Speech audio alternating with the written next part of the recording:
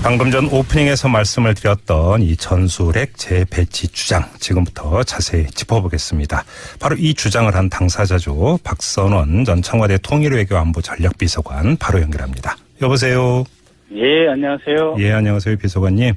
자, 네. 전술핵 재배치 주로 보수 쪽에서 주장을 해왔던 건데요. 어떤 이유로 주장을 하신 거예요? 저는 이 전술핵 재배치만을 주장한 것이 아닙니다. 예, 예. 북한의 전략군 사령부가 괌을 향해서 4개의 핵탄두를 장착한 미사일을 발사하는 훈련을 할 수 있다. 네. 그리고 그 훈련을 할 거냐 말 거냐는 김정은에게 8월 중순에 보고해서 그 결과대로 이행을 할 거다. 이 발표를 중시하고 있습니다. 예, 예. 그러니까 이제 무슨 이야기냐면 북한이 핵과 미사일을 실전 배치뿐만이 아니라 향후에 우리 대한민국을 향해서 어떻게 기존 재래식 무기와 혼합해서 사용할 것인가라고 하는 예. 새로운 전략과 작전 개념을 지금 개발하고 있는 단계다. 이렇게 보고 있고요. 네네. 그리고 그 주장, 즉 괌을 향해서 4개의 미사일, 핵미사일을 발사하겠다라고 하는 것은 우리 안보의 가장 중요한 2개의 핵심 축, 즉 미국의 핵 우산을 무력화시키겠다는 것과 예. 북한이 남침을 했을 때 미군의 증원 전력이 들어오는 것을 차단하겠다라고 하는 것이거든요. 예. 그러니까 괌을 때림으로써 괌에서 북한을 공격할 수 있는 핵자산의 이동을 봉쇄해서 핵 우산을 없애버리고 네. 그 뒤에 미국에서 오는 증원 전력 차단하면 네. 북한은 우리 대한민국에 대해서 재래식 무기와 핵무기로 공격할 수 있는 시간과 기회를 갖게 되는 거거든요. 네네. 그래서 이것을 막기 위한 조치가 필요하다라고 하는 주장을 저는 하는 것입니다. 알겠습니다. 지금 비서관님께서 이렇게 쭉 종합적으로 말씀을 해주셨으니까 좀 몇 갈래로 나눠서 추가 질문을 좀 드려야 될 것 같은데요. 첫째, 예. 이 북한이 이제 괌을 포위 사격할 수 있다라고 하는 어떤 이런 주장, 전문가들 저희하고도 여러 차례 인터뷰를 했는데 많은 분들은 말싸움 차원의 공포탄 이렇게 분석을 하던데 비서관님은 그렇게 안 보시나 봐요? 말싸움 차원의 공포탄이라고 하는 거는 외교적 측면에서 그렇게 해석을 할 수가 있습니다. 예. 그러나 북한 전략군 사령부가 김정은에게 보고하겠다고 하면서 나온 이 말은 우리가 주의해서 들을 수밖에 없어요. 왜냐하면 그동안 북한이 말폭탄으로 많은 엄포를 놓았는데 그중에 상당수는 행동으로 옮겼거든요. 그런데 이번에 더욱 중요한 건 이들이 핵과 재래식을 배합한 새로운 작전 개념으로 우리 대한민국을 위협하려고 하는 계획을 짜고 있구나. 그 계획을 당장 이행한다는 것은 아니지만 적어도 그러한 새로운 군사 전략을 들고 나온다고 하면 우리는 그에 대한 대비를 해야 되는 거지. 말을 엄포고 이거 외교적인 수사에 불과하니까 저건 별거 아니다. 그렇게 봐서는 안 됩니다. 자, 잠깐만요. 그럼 여기서 이제 중요한 게 요번에 예를 들어서 그러니까 괌을 포위 사격을 직접 하든 안 하든 북한이 지금 새로운 전술 개념을 짜고 있다. 여기에 주목을 해야 된다는 말씀이시네요. 그러니까? 그렇죠. 북한이 지금 당장에 그런 전략 전술 개념을 갖고 있다고 해서 괌을 공격할 수 있겠습니까? 못하죠. 그러나 그러한 새로운 전략군 사령부의 개념을 가지고 소위 말해 우리도 대한민국도 북한이 전면 남침할 때 작전계획 5027 있지 않습니까?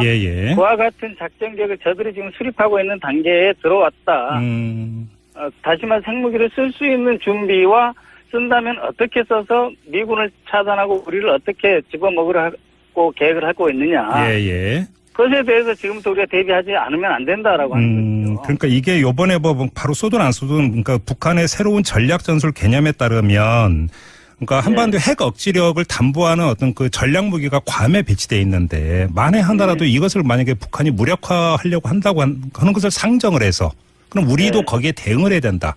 이런 취지로 그러니까 전술핵 재배치를 말씀을 하신 거 이렇게 이해를 하면 되는 거죠? 그렇습니다. 우리가 만약에 우리는 대한민국이 스스로 핵무장을 해야 된다라고 주장을 한다면 한반도 비핵화 공동선을 비롯해서 우리 모든 안보 전략 개념이 통째로 바뀌는 거죠. 그렇지만은 이제 전술핵 정확히 말하면 재반입을 통해서 단기간에 재반입을 통해서 북한이 우리를 핵으로 위협할 때 우리도 원하는 시간 원하는 장소에 이후 이런 날씨와 상관없이 즉각적으로 대응할 수 있다라고 하는 기본 능력을 갖춘 전제 위에서 우리가 핵 협상을 해 나가야 된다 이런 겁니다. 알겠습니다. 자, 그런데 또 이제 이 전술핵 재배치 주장이 나왔을 때 반대쪽에서는 어떤 그 반박을 했냐면 이게 한반도 비핵화 선언이라든지 핵확산 금지 조약 여기에 위배되는 것이다. 그리고 이런 만약에 움직임이 현실화된다면 북한의 핵 보유의 정당성을 인정해주는 꼴이 되어버린다. 이렇게 주장을 해왔거든요. 이 점은 어떻게 보세요? 그러니까 한반도 비핵화 공동선을 함으로써 우리 대한민국이 갖고 있던 미군과 함께 갖고 있던 전술핵을 뺐지 않습니까? 그랬죠. 이미 네. 수십 년 전에 뺐는데 다시 들여온 거는 북한이 핵 위협, 핵무장과 그를 통한 우리 대한민국 위협하고 있기 때문에 우리가 방어적인 조치가 필요하다. 네. 그리고 우리 스스로 핵무장은 바람직하지 않기 때문에 네. 2년 정도 단기적으로 한시적으로 재반입해서 북한의 어떤 그걸 사용하고 싶어 어떤 욕구 이런 것을 억제하는 전제하에 네. 차분하게 대화로 들어갈 수 있는 대승한 입장에서 대화로 들어갈 수 있는 문을 열어야 된다 이런 주장입니다. 전술핵 재배치라고 하는 게 바로 대화를 끌어내기 위한 하나의 유인 효과 여기에 이제 주목해야 된다는 말씀이신데요. 북한의 새로운 군사 전략 대응과 함께 네.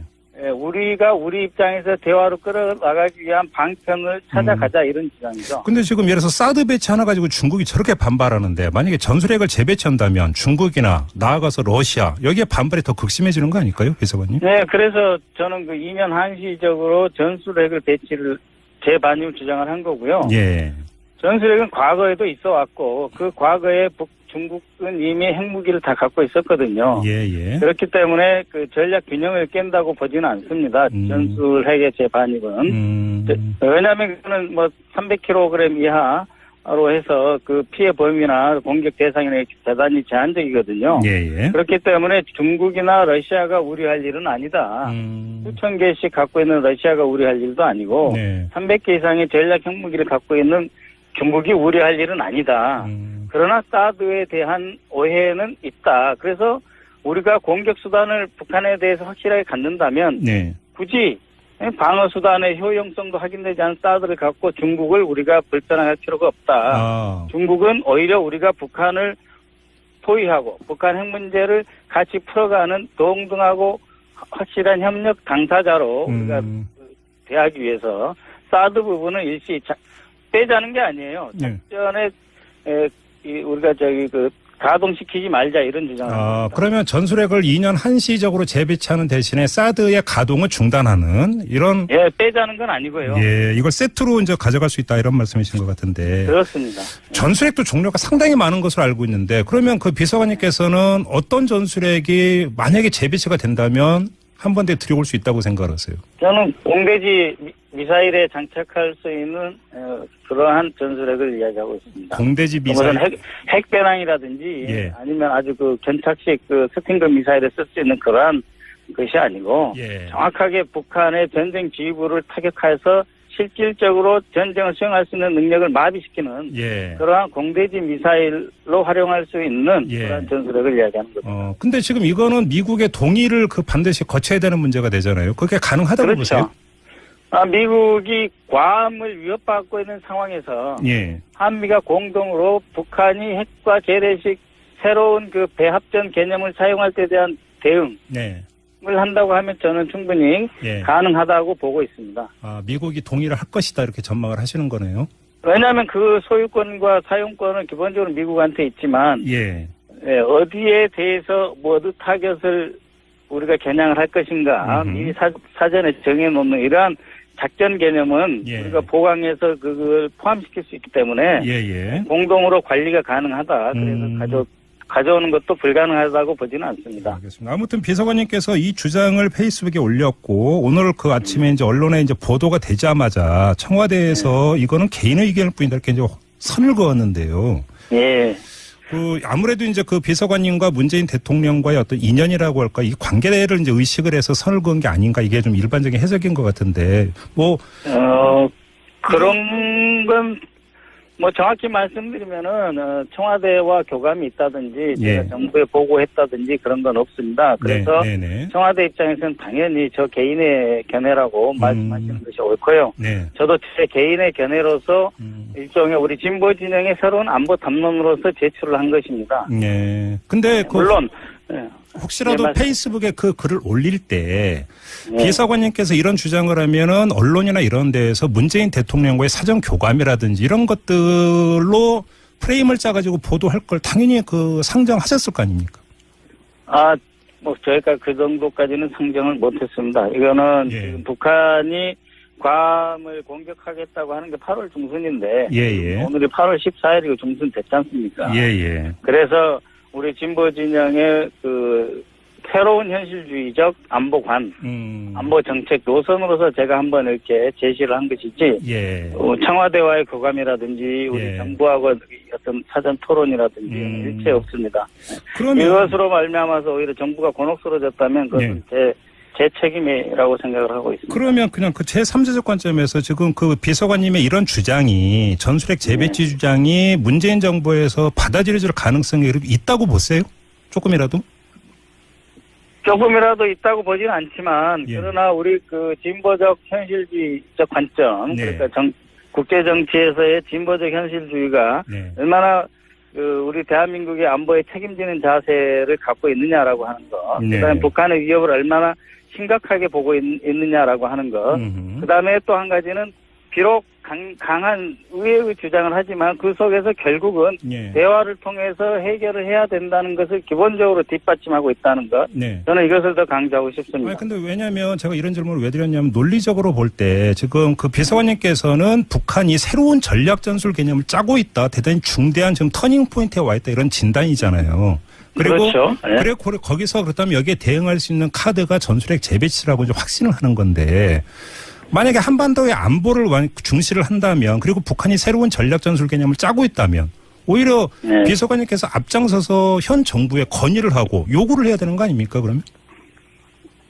그 정도로 이렇게 논의를 깊이 들어갈 지금 상황은 아직은 아니라고 봐요. 왜냐하면 지금 북한이 그것을 지금 추구하고 새로운 그 군사 작전 개념을 지금 수립하고 이렇게 논의하는 단계에 있는 것으로 저는 느끼지만 그러나 아직 뭐 북한이 그렇다고 해서 당장 내일 모레 쏠 징후가 있는 건 아니기 때문에 그걸 건의해서 지나치게 정부가 어떤 그 마치 전시 직전 단계의 어떤 대비를 하는 것처럼 제가 건의를 한다든지 이런 것은 꼭 옳다고 보진 또 않거든요.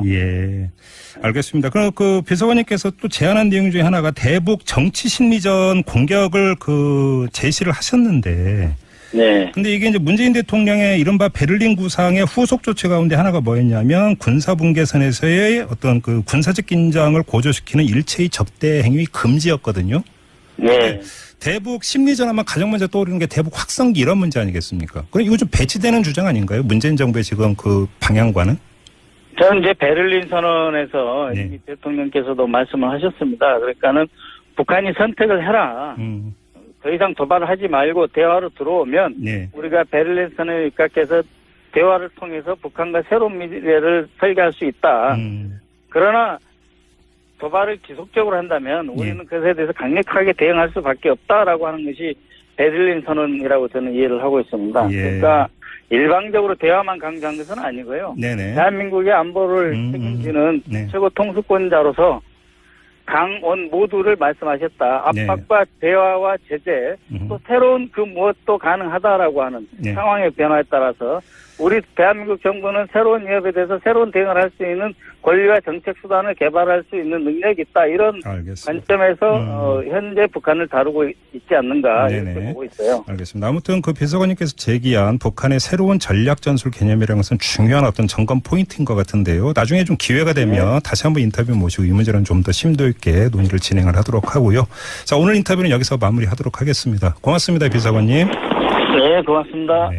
지금까지 박선원 전 청와대 통일외교 안보 전략 비서관이었습니다.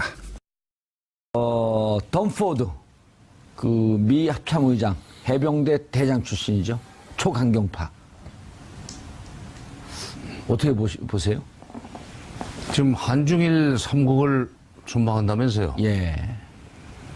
합참의장이 실제로 전쟁으로 북핵 문제를 풀고 났던 북한을 선제 공격, 전쟁까지 갈 수 있는 선제 공격을 할 요량이라면 여기를 안 오죠. 온다는 것 자체가 북한한테 겁을 주고 또 북한의 태도 변화를 유도하기 위한 일종의 퍼포먼스라고 봅니다.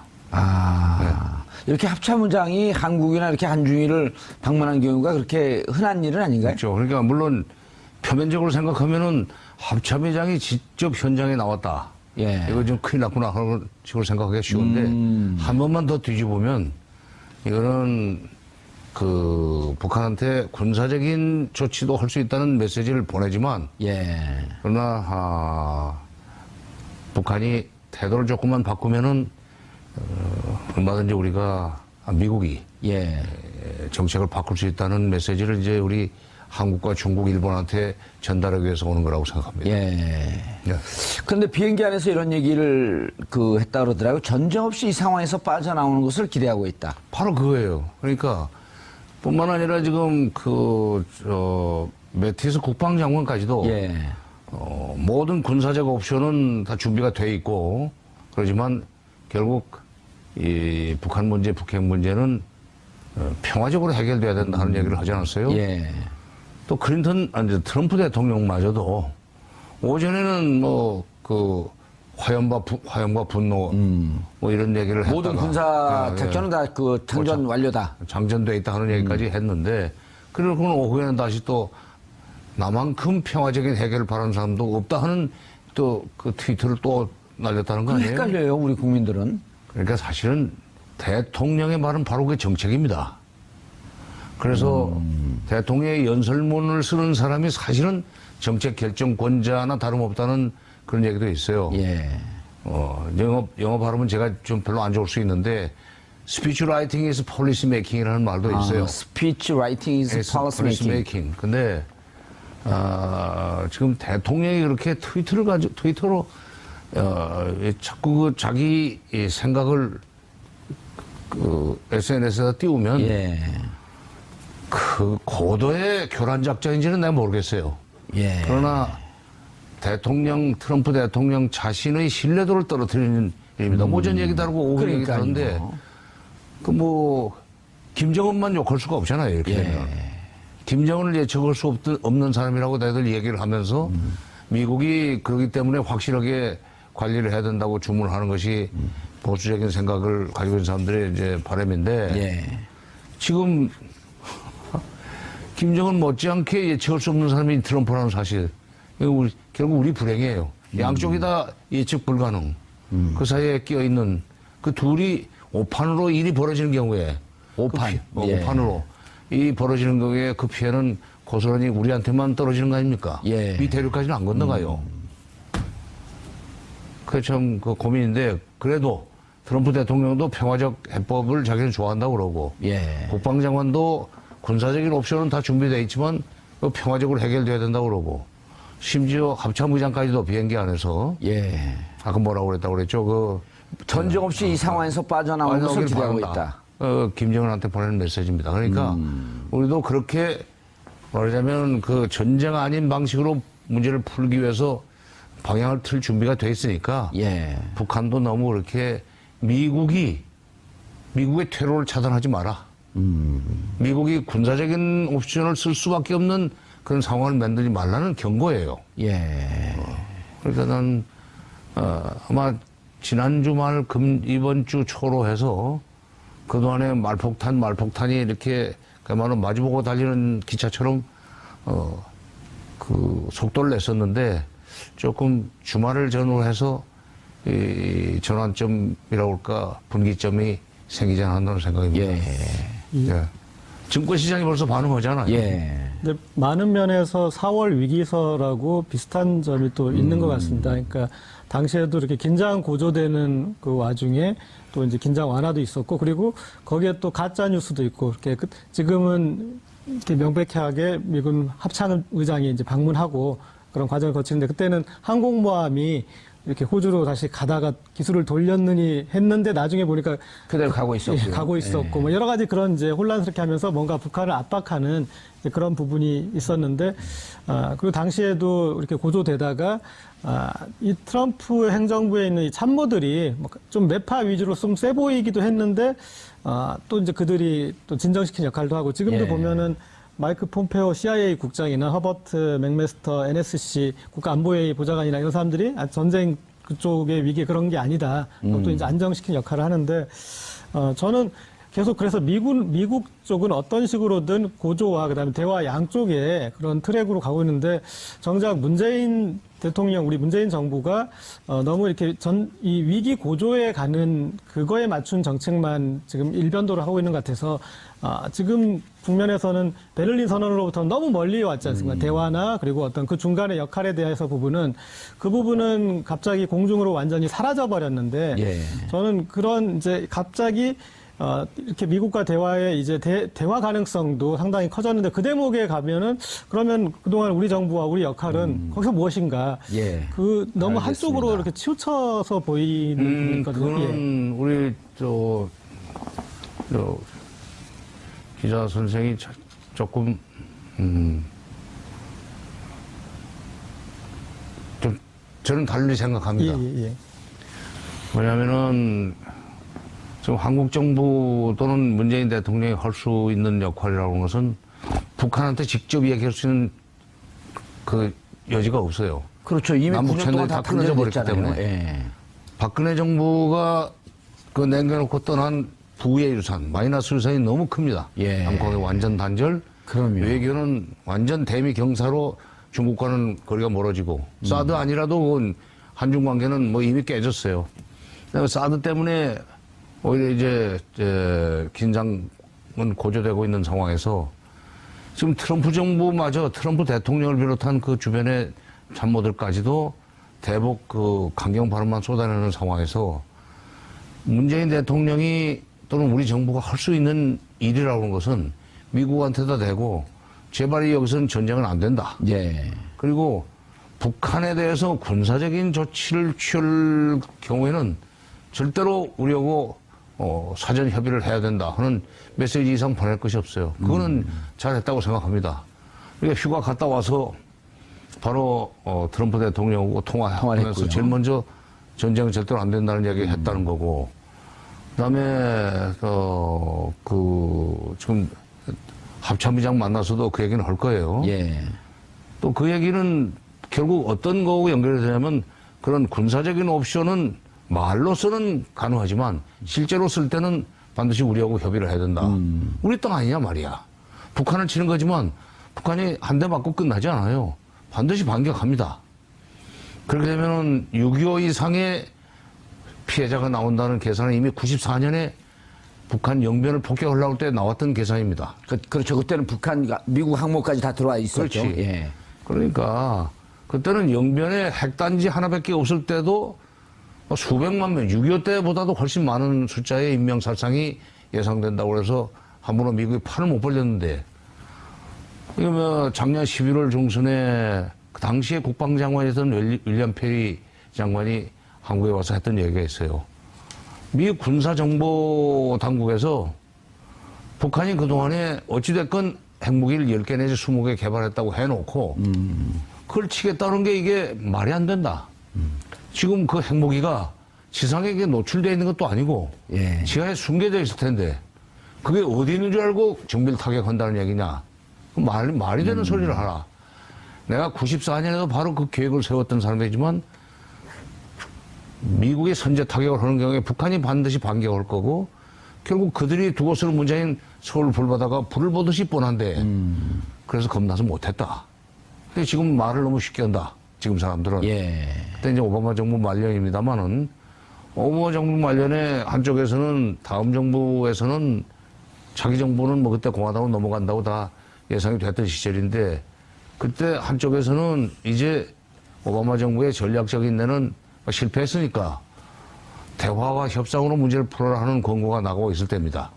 그때 한쪽에서 보수적인 싱크탱크에 있는 사람들은 아니다. 선제 타격으로 문제를 해결해야 빠른 시간 내에 문제 해결이 된다. 이런 식으로 얘기를 할 때 바로 한국에 왔던 윌리엄 페리 장관이 택도 없는 소리다. 그러니까 지금 미국에서 큰 소리 치고 뭐 그다음에 또 미국의 언론들도 다시 선제 타격을 뭐 해서 문제를 빨리 끝내야 된다고 하는 얘기들을 하는 전문가들이 있다는 게 보도가 막 나오고 있어요. 예. 안 되는 일입니다. 그게 해서는 안 되는 일이 아니라 해봤자 안 되는 일이에요, 그게. 절대로 해서는 안 되고, 그럴 경우에 그걸 막을 수 있는 것은 우리밖에 없어요.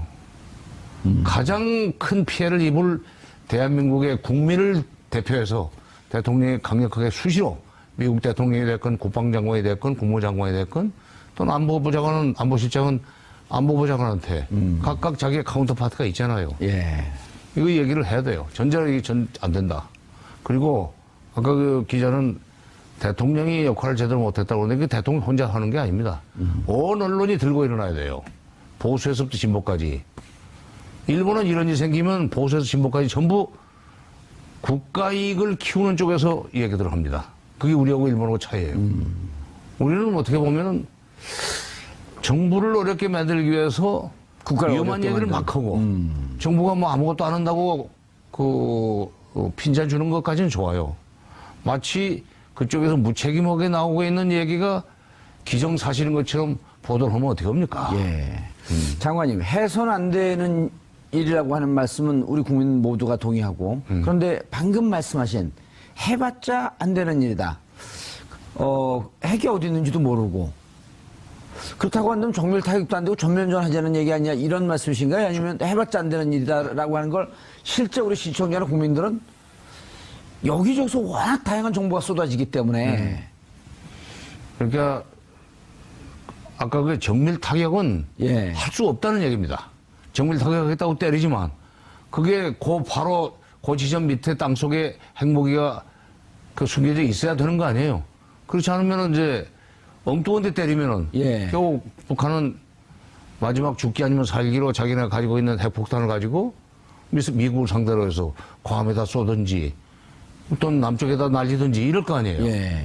그러니까 북한이 두 번째 한 대 맞고 할 수 있는 여러 가지 옵션을 생각하면은 미국도 감히 그 판국으로 들어갈 수가 없기 때문에 미국이 그런 어리석은 판단은 안 하려는 얘기입니다. 예. 네.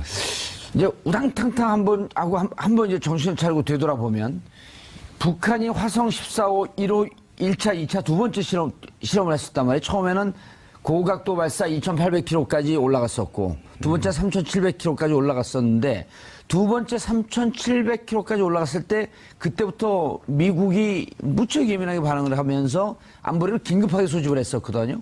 네. 그러면서 이제 나왔던 언론의 해석들이 본토를 겨냥하는 것은 지난 진주만 역사, 그다음 9.11 테러의 역사까지 들먹이면서 본토를 공격한다고 하는 것에 대해서는 미국이 절대로 용납하지 않는다. 가만두지 않을 것이다. 이렇게 분석이 쭉 나왔거든요. 초기에 그랬었죠. 예. 그러니까 초기에 그 7월 4일 날입니까? 7월 4일 날 시험 발사했던 것은 실제로 이제 제대로 각도를 잡아서 쏘면은 8,000km 날아갈 정도니까 미국의 그 칼리포니아 샌프란시스코 정도 도달하는 거리였다고 봐요. 예. 그렇게 평가가 나왔죠. 그렇죠. 그렇게 나왔었죠. 근데 이제 두 번째 쏜 것은 7월 그러니까 28일 날 쏜 것은 이게 각도를 지금 고각으로 쏴서 그렇지 제대로 미사일 쏘는 식으로 쏘면은 10,000km 나온다. 예. 10,000km면은 미국의 중북부 그러니까 시카고까지 도달한다. 예. 심지어는 뉴욕이나 워싱턴까지도 사정거리가 될 수 있다 이런 얘기가 나왔었죠. 12,000km 정도 되죠. 예. 근데 초기에는 그렇게 해서 그것이 굉장히 위협적인 것처럼 얘기를 해가지고 우리를 놀라게 하고 미국도 놀라게 만들었습니다. 이른바 군사 정보 분석하는 사람들이. 근데 내 기억에 좀 그저께 저녁에 뉴스였나? 이게 날아가서 떨어지는데 보니까 대기권으로 들어오면서 그 미사일이 처음에는 반짝반짝 보여야 되는데 그 다음에 사라지고 없다. 그 얘기는 지금 대기권으로 들어오면서 고열을 견디지 못해서 거기서 소멸됐다. 분해되고 말았다 하는 그런 식의 이제 분석을 또 내놨어요. 예. 그러면은 별것이 없다는 얘기지. 더구나 대기권 재진입 기술은 아직 성공하지 못했다. 그러니까 대기권 재진입 기술이 없으면 미국은 겁날 거 없습니다. 응?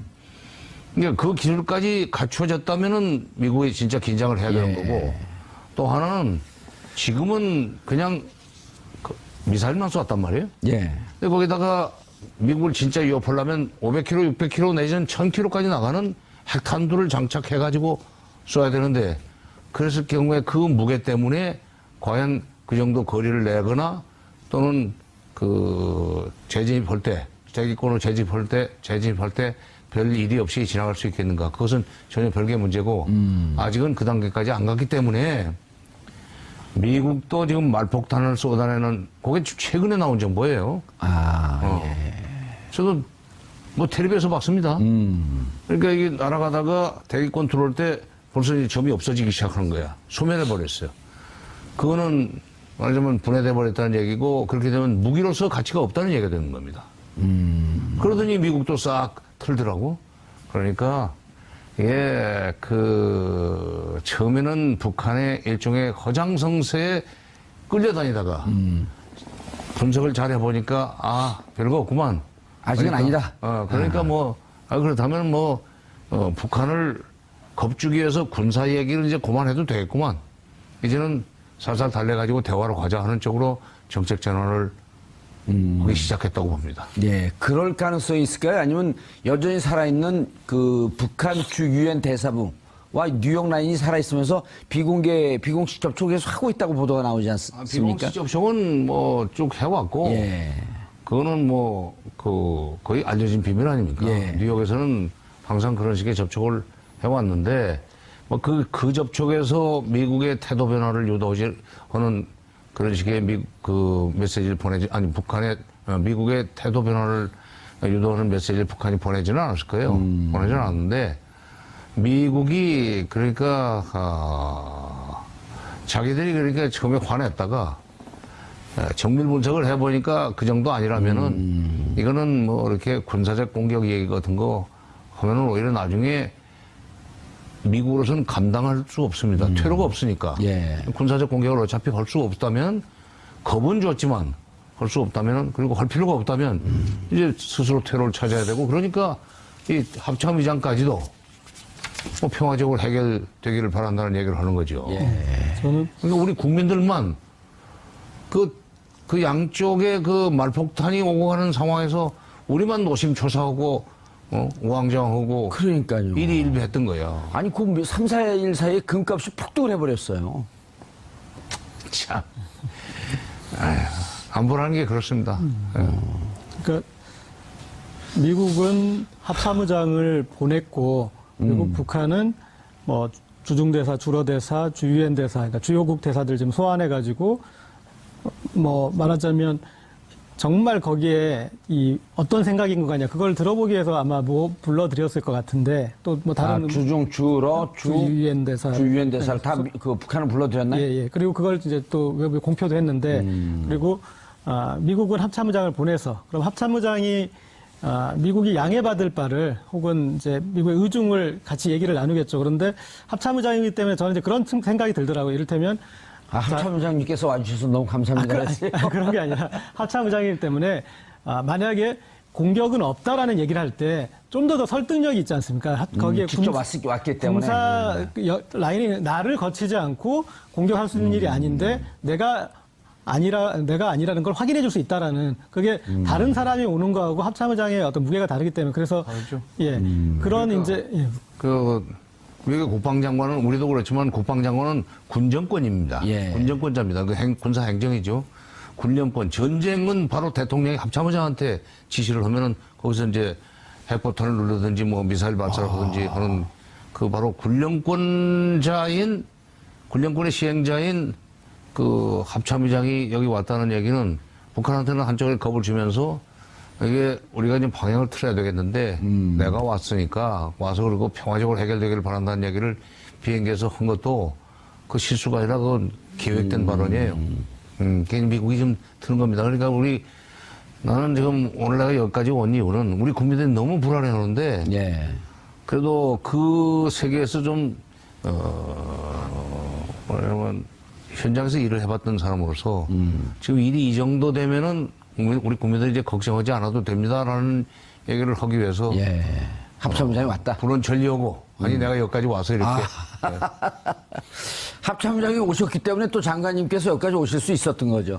합참의장이 안 움직이면 또 장관님이 함부로 움직이실 분도 그 아닌데. 정도는 아니고. 그러니까 합참의장이 왔다는 것이 군사행동이 임박했다는 메시지라기보다는 사인이라기보다는 이제는 평화 해결. 이게 돌겠다는 얘기를 바로 군령권자가 하는 것이 제일 확실하지 않겠어요?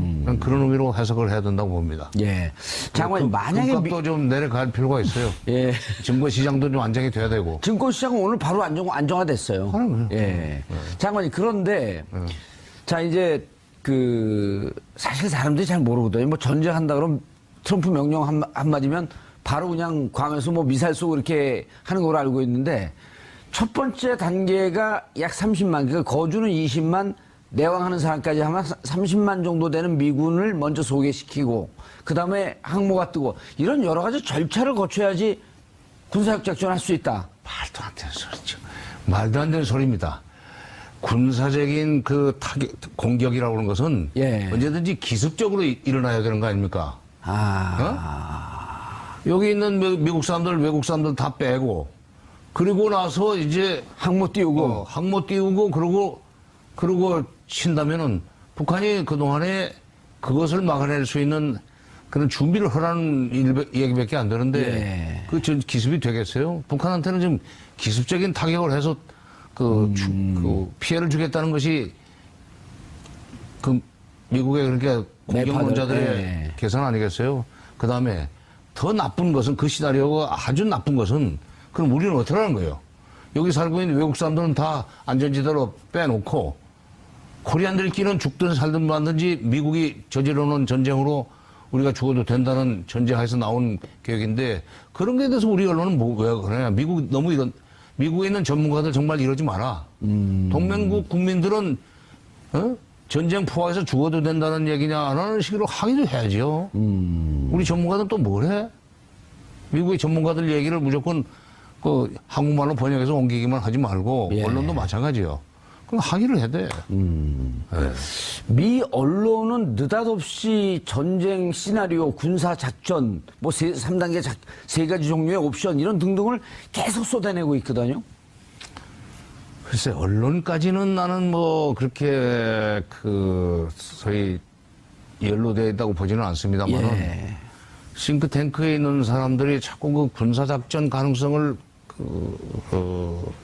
얘기하고. 싱크탱크에서 내놓으니까 언론이 받아주는 거 아니에요? 기사가 되는 거죠. 기사글을 주니까. 근데 싱크탱크는 솔직히 말해서 미국의 군산복합 채우고, 상당히 깊은 정도로 연계되어 있다고 생각합니다. 미국의 싱크탱크들이? 그러니까 미국 군산복합체라는 건 이제 무기 생산하는 사람들 아니에요? 무기 장사하는 사람들 아니에요? 이 사람들로서는 이 전 세계 긴장이 고조되고 분쟁 가능성이 높아지는 지역이 많아질수록 자기들 장사가 잘 되는 거 아니에요? 돈 버는 거 아닙니까? 그러니까 없는 것을 긁어부스럼 식으로 만들어가지고 무기 시장이 유지되도록 만들 수는 없지만 조금이라도 비빌 언덕이 있으면 그걸 키워서 최소한도 내년도 국방예산 편성하는데 국방예산이 가령 주한미군 내지는 중일미를 표현한 극동군, 괌을 포함해서 태평양 사령부 휘하에 있는 소위 군 부대의 예산이 삭감되지 않도록 하면은 군산복합체는 장사가 되는 거예요. 그러려면은 4월 예기설도 8월 예기설도 적절하게 학문적인 외피를 씌워가지고 돌릴 필요가 있습니다. 학문적 외피를 씌워서, 그러면 이제 전문가들의 말이라고 해서 학문적 외피를 쓰고 나면 언론도 보도 안 할 수가 없지. 그걸 보면 우리는, 이거 큰일 났구나. 우리도 내년 국방예산 늘려야 되겠네. 그리고 이럴 때 되면은 이런 남북대화는 다 걷어치우고 한미동맹을 강화해야만 그나마 피해를 줄일 수 있겠구나 하는 저희 국민 여론이라 그럴까 정서가 조성이 되죠. 그런데 저런 측면이 있는 것 같습니다. 말씀하신 이제 그런 부분도 있고 또 그래서 실제로 미군 예산이 확정된 이제 11월 정도인데 계획을 세운 이제 10월부터 예산이 집행이 시작되는데? 그래서 이제 9월부터 이제 9월이 끝나야 돼요. 그래서 이제 계획을 반영하려면 지금 정도에서 고조시키는 게 가장 이제 좋아서 그런 지적이 나오는데 또 저런 측면도 있는 것 같습니다. 어쨌든 북한 미사일 실험 때문에 미국 내에서 북한을 위협적으로 생각하는 그 여론 자체가 한 70% 이상으로 75% 가까이 이제 그게 상승에 있어서 미국의 이 언론들이 지금 국면에서 이런 거에 민감하게 반응을 할 수밖에 없는, 보도를 할 수밖에 없는, 그리고 왜냐하면 국민들이 지금 위협을 느낀 사안이기 때문에 그런 보도가 먹히니까 이렇게 지금 할 수밖에 없는 그런 부분도 있는 것 같습니다. 그리고 어떤 우리가 덩케르크 최근에 그 영화를 봤을 때 저는 충격적이었던 게 거기서 해안 철수할 때 영국군이 철수하는데 같이 싸웠는데도 프랑스군을 안 태워주더라고요. 끝까지 안 태워주죠. 예. 그래서 이제 그 어떤 이런 미묘한 심리에서 한미 관계 그 차이들, 그러니까 트럼프가 본심을 얘기하지 않습니까? 싸움은 거기서 나는 거다라는데 미국 국민들한테는 싸움은 거기서 나는 게, 그러니까 우리한테까지 오는 그 싸움보다는 거기서 끝나는 싸움이 더 낫다. 그래서 거기서 대화를 하던 싸우든 간에 그러니까 미국 국민의 일반 국민의 심리를 그런 언론도 대변하는 것일 텐데, 그들한테는 한반도에서 전쟁 자체는 그게 더 중요한 옵션, 그게 전쟁이냐 평화가 더 중요한 옵션이 아니라 미국으로 오기 전에 거기서 끝나느냐가 더 중요하기 때문에 그들이 지금 그런 오버하는 보도를 하는 것들은 전 좀 약간 맥락적으로는 이해가 가는 측면이 좀 있습니다. 그 장관님, 방금 말씀하신 그 학문적 외피를 씌운다. 그럼 군산복합체와 싱크탱크와는 평상시에 유기적 관계가 있다 이렇게 보시는 건가요? 뭐 그렇게 직접적으로 이렇게 그 사람들이 무슨 후원을 한다든지. 그렇게 그러지는 않을 거고. 예. 얘기 들어보니까 그쪽 사정이 밝은 사람들 얘기 들어보니까 그렇게 해서 그 군산복합체의 소위 무기 수출에 도움이 되는 식의 여러 가지 해석을 하고 정보 해석을 하고 또 그다음에 이론을 전개하고 하는 그런 경우에는 나중에 조금 그 연구소를 도와주는 식으로 군산복합에 돈이 많으니까 그런 식으로 해서 사실상 그 전문가들은 그들의 기호에 맞는 얘기를 함으로써 자기들의 여러 가지 경제적인 이득도 챙기려고 하는 사람이 국방 예산도 확보해내고 그렇죠. 그런 그 일종의 먹이 사슬이라고 할까 그런 어떤 그 연관관계가 있다고 하더라고요. 방금 전 오프닝에서 말씀을 드렸던 이 전술핵 재배치 주장, 지금부터 자세히 짚어보겠습니다. 바로 이 주장을 한 당사자죠. 박선원 전 청와대 통일외교안보 전략비서관 바로 연결합니다. 여보세요. 예, 안녕하세요. 예, 안녕하세요, 비서관님. 자, 전술핵 재배치 주로 보수 쪽에서 주장을 해왔던 건데요. 어떤 이유로 주장을 하신 거예요? 저는 이 전술핵 재배치만을 주장한 것이 아닙니다. 예. 북한의 전략군 사령부가 괌을 향해서 4개의 핵탄두를 장착한 미사일을 발사하는 훈련을 할 수 있다. 네. 그리고 그 훈련을 할 거냐 말 거냐는 김정은에게 8월 중순에 보고해서 그 결과대로 이행을 할 거다. 이 발표를 중시하고 있습니다. 예. 그러니까 이제 무슨 이야기냐면 북한이 핵과 미사일을 실전 배치 뿐만이 아니라 향후에 우리 대한민국을 향해서 어떻게 기존 재래식 무기와 혼합해서 사용할 것인가라고 하는 새로운 전략과 작전 개념을 지금 개발하고 있는 단계다. 이렇게 보고 있고요. 네네. 그리고 그 주장, 즉 괌을 향해서 4개의 핵미사일을 발사하겠다라고 하는 것은 우리 안보의 가장 중요한 2개의 핵심 축, 즉 미국의 핵 우산을 무력화시키겠다는 것과 북한이 남침을 했을 때 미군의 증원 전력이 들어오는 것을 차단하겠다라고 하는 것이거든요. 그러니까 괌을 때림으로써 괌에서 북한을 공격할 수 있는 핵 자산의 이동을 봉쇄해서 핵 우산을 없애버리고 그 뒤에 미국에서 오는 증원 전력 차단하면 북한은 우리 대한민국에 대해서 재래식 무기와 핵무기로 공격할 수 있는 시간과 기회를 갖게 되는 거거든요. 네네. 그래서 이것을 막기 위한 조치가 필요하다라고 하는 주장을 저는 하는 것입니다. 알겠습니다. 지금 비서관님께서 쭉 종합적으로 말씀을 해주셨으니까 좀 몇 갈래로 나눠서 추가 질문을 좀 드려야 될 것 같은데요. 첫째, 이 북한이 이제 괌을 포위 사격할 수 있다라고 하는 어떤 이런 주장, 전문가들 저희하고도 여러 차례 인터뷰를 했는데 많은 분들은 말싸움 차원의 공포탄 이렇게 분석을 하던데 비서관님은 그렇게 안 보시나 봐요? 마을싸움 차원의 공포탄이라고 하는 거는 외교적 측면에서 그렇게 해석을 할 수가 있습니다. 예. 그러나 북한 전략군사령부가 김정은에게 보고하겠다고 하면서 나온 이 말은 우리가 주의해서 들을 수밖에 없어요. 왜냐하면 그동안 북한이 말폭탄으로 많은 엄포를 놓았는데 그중에 상당수는 행동으로 옮겼거든요. 그런데 이번에 더욱 중요한 건 이들이 핵과 재래식을 배합한 새로운 작전 개념으로 우리 대한민국을 위협하려고 하는 계획을 짜고 있구나. 그 계획을 당장 이행한다는 것은 아니지만 적어도 그러한 새로운 군사 전략을 들고 나온다고 하면 우리는 그에 대한 대비를 해야 되는 거지. 말을 엄포고 이거 외교적인 수사에 불과하니까 저건 별거 아니다. 그렇게 봐서는 안 됩니다. 자, 잠깐만요. 그럼 여기서 이제 중요한 게 요번에 예를 들어서 그러니까 과물 포위 사격을 직접 하든 안 하든 북한이 지금 새로운 전술 개념을 짜고 있다. 여기에 주목을 해야 된다는 말씀이시네요. 그러니까? 그렇죠. 북한이 지금 당장에 그런 전략 전술 개념을 갖고 있다고 해서 괌을 공격할 수 있겠습니까? 못하죠. 그러나 그러한 새로운 전략군 사령부의 개념을 가지고 소위 말해 우리도 대한민국도 북한이 전면 남침할 때 작전계획 5027 있지 않습니까? 그와 같은 작전계획을 저들이 지금 수립하고 있는 단계에 들어왔다. 다시 말해 핵무기를 쓸 수 있는 준비와 쓴다면 어떻게 써서 미군을 차단하고 우리를 어떻게 집어먹으려고 계획을 하고 있느냐. 그것에 대해서 지금부터 우리가 대비하지 않으면 안 된다라고 하는 거죠. 그러니까 이게 요번에 바로 쏘든 안 쏘든 그러니까 북한의 새로운 전략 전술 개념에 따르면 그러니까 한반도 핵 억지력을 담보하는 어떤 전략 무기가 괌에 배치돼 있는데 만에 하나라도 이것을 만약에 북한이 무력화하려고 한다고 하는 것을 상정을 해서 그럼 우리도 거기에 대응을 해야 된다. 이런 취지로 그러니까 전술핵 재배치를 말씀을 하신 거 이렇게 이해를 하면 되는 거죠? 그렇습니다. 우리가 만약에 우리는 대한민국이 스스로 핵무장을 해야 된다라고 주장을 한다면 한반도 비핵화 공동선을 비롯해서 우리 모든 안보 전략 개념이 통째로 바뀌는 거죠.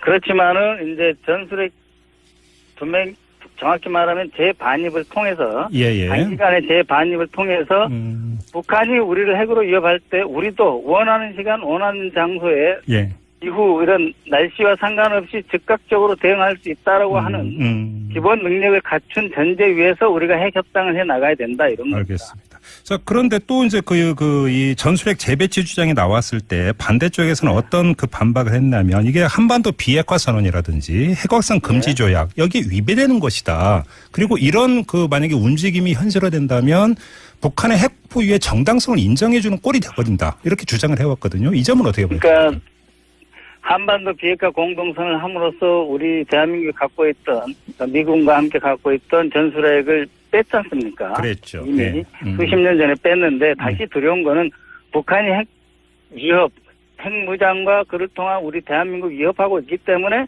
우리가 방어적인 조치가 필요하다. 그리고 우리 스스로 핵무장은 바람직하지 않기 때문에 2년 정도 단기적으로 한시적으로 재반입해서 북한의 어떤 사용하고 싶어 어떤 욕구 이런 것을 억제하는 전제하에 차분하게 대화 어디에 대해서 어느 타겟을 우리가 겨냥을 할 것인가 미리 사전에 정해놓는 이러한 작전 개념은 우리가 보강해서 그걸 포함시킬 수 있기 때문에 공동으로 관리가 가능하다. 그래서 가져오는 것도 불가능하다고 보지는 않습니다. 알겠습니다. 아무튼 비서관님께서 이 주장을 페이스북에 올렸고 오늘 아침에 이제 언론에 이제 보도가 되자마자 청와대에서 이거는 개인의 의견일 뿐이다 이렇게 이제 선을 그었는데요. 아무래도 이제 비서관님과 문재인 대통령과의 어떤 인연이라고 할까 이 관계를 이제 의식을 해서 선을 그은 게 아닌가 이게 좀 일반적인 해석인 것 같은데 그런 건 정확히 말씀드리면은 청와대와 교감이 있다든지 제가 정부에 보고했다든지 그런 건 없습니다. 그래서 청와대 입장에서는 당연히 저 개인의 견해라고 말씀하시는 것이 옳고요. 저도 제 개인의 견해로서 일종의 우리 진보 진영의 새로운 안보 담론으로서 제출을 한 것입니다. 근데 물론 혹시라도 페이스북에 글을 올릴 때 비서관님께서 이런 주장을 하면은 언론이나 이런 데에서 문재인 대통령과의 사전 교감이라든지 이런 것들로 프레임을 짜가지고 보도할 걸 당연히 상정하셨을 거 아닙니까? 저희가 그 정도까지는 상정을 못했습니다. 이거는 지금 북한이 괌을 공격하겠다고 하는 게 8월 중순인데 오늘이 8월 14일이고 중순 됐지 않습니까? 그래서 우리 진보 진영의 새로운 현실주의적 안보관, 안보 정책 노선으로서 제가 한번 이렇게 제시를 한 것이지, 예. 청와대와의 교감이라든지 우리 정부하고 어떤 사전 토론이라든지 일체 없습니다. 그러면 이것으로 말미암아서 오히려 정부가 곤혹스러워졌다면 그것은 제 책임이라고 생각을 하고 있습니다. 그러면 그냥 그 제3자적 관점에서 지금 그 비서관님의 이런 주장이 전술핵 재배치 주장이 문재인 정부에서 받아들여질 가능성이 있다고 보세요? 조금이라도? 조금이라도 있다고 보지는 않지만, 그러나 우리 진보적 현실주의적 관점, 그러니까 국제 정치에서의 진보적 현실주의가 얼마나 우리 대한민국의 안보에 책임지는 자세를 갖고 있느냐라고 하는 것, 그다음에 북한의 위협을 얼마나 심각하게 보고 있느냐라고 하는 것, 그다음에 또 한 가지는 비록 강한 의회의 주장을 하지만 그 속에서 결국은 대화를 통해서 해결을 해야 된다는 것을 기본적으로 뒷받침하고 있다는 것. 저는 이것을 더 강조하고 싶습니다. 근데 왜냐하면 제가 이런 질문을 왜 드렸냐면 논리적으로 볼 때 지금 그 비서관님께서는 북한이 새로운 전략 전술 개념을 짜고 있다. 대단히 중대한 지금 터닝 포인트에 와 있다. 이런 진단이잖아요. 그리고 그렇죠. 그리고 거기서 그렇다면 여기에 대응할 수 있는 카드가 전술핵 재배치라고 이제 확신을 하는 건데. 만약에 한반도의 안보를 중시를 한다면 그리고 북한이 새로운 전략 전술 개념을 짜고 있다면 오히려 비서관님께서 앞장서서 현 정부에 건의를 하고 요구를 해야 되는 거 아닙니까 그러면? 그 정도로 이렇게 논의를 깊이 들어갈 지금 상황은 아직은 아니라고 봐요. 왜냐하면 지금 북한이 그것을 지금 추구하고 새로운 군사 작전 개념을 지금 수립하고 이렇게 논의하는 단계에 있는 것으로 저는 느끼지만 그러나 아직 북한이 그렇다고 해서 당장 내일 모레 쏠 징후가 있는 건 아니기 때문에 그걸 건의해서 지나치게 정부가 어떤 마치 전시 직전 단계에 어떤 대비를 하는 것처럼 제가 건의를 한다든지 이런 것은 꼭 옳다고 보진 또 않거든요. 예. 알겠습니다. 그럼 그 비서관님께서 또 제안한 내용 중에 하나가 대북 정치 심리전 공격을 제시를 하셨는데 근데 이게 이제 문재인 대통령의 이른바 베를린 구상의 후속 조치 가운데 하나가 뭐였냐면 군사분계선에서의 어떤 군사적 긴장을 고조시키는 일체의 적대 행위 금지였거든요.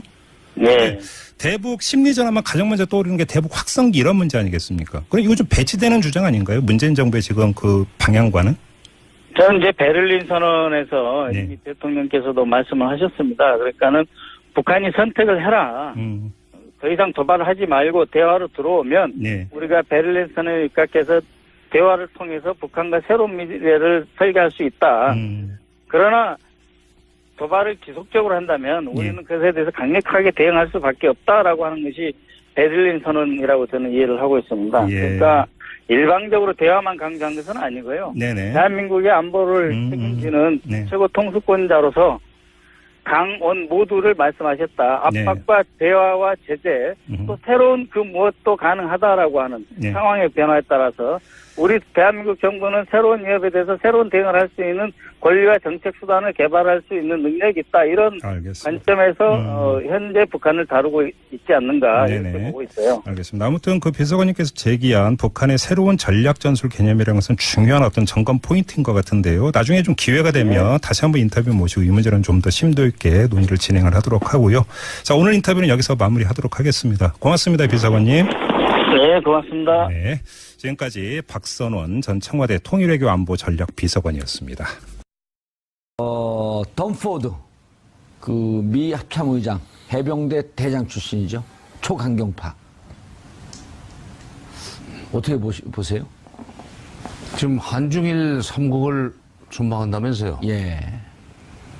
합참의장이 실제로 전쟁으로 북핵 문제를 풀거나 또는 북한을 선제 공격, 전쟁까지 갈 수 있는 선제 공격을 할 요량이라. 들어갈 수 있는 대선한 입장에서 대화로 들어갈 수 있는 문을 열어야 된다 이런 주장입니다. 전술핵 재배치라고 하는 게 바로 대화를 끌어내기 위한 하나의 유인 효과. 여기에 이제 주목해야 된다는 말씀이신데요.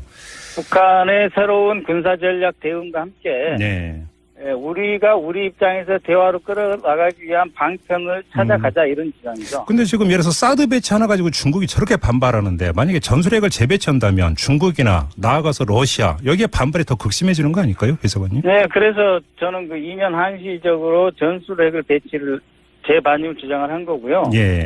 전술핵은 과거에도 있어 왔고 그 과거에 중국은 이미 핵무기를 다 갖고 있었거든요. 예. 그렇기 때문에 그 전략 균형을 깬다고 보지는 않습니다. 전술핵의 재반입은. 왜냐하면 그는 뭐 300kg 이하로 해서 그 피해 범위나 공격 대상이 대단히 제한적이거든요. 예. 그렇기 때문에 중국이나 러시아가 우려할 일은 아니다. 수천 개씩 갖고 있는 러시아가 우려할 일도 아니고 300개 이상의 전략 핵무기를 갖고 있는 중국이 우려할 일은 아니다. 그러나 사드에 대한 오해는 있다. 그래서 우리가 공격 수단을 북한에 대해서 확실하게 갖는다면 굳이 방어 수단의 효용성도 확인되지 않은 사드를 갖고 중국을 우리가 불편할 필요가 없다. 중국은 오히려 우리가 북한을 포위하고 북한 핵 문제를 같이 풀어가는 동등하고 확실한 협력 당사자로 우리가 대하기 위해서 사드 부분은 일시 빼자는 게 아니에요. 작전에 우리가 가동시키지 말자 이런 주장입니다. 그러면 전술핵을 2년 한시적으로 재배치하는 대신에 사드의 가동을 중단하는 이런. 예, 빼자는 건 아니고요. 예, 이걸 세트로 이제 가져갈 수 있다 이런 말씀이신 것 같은데. 그렇습니다.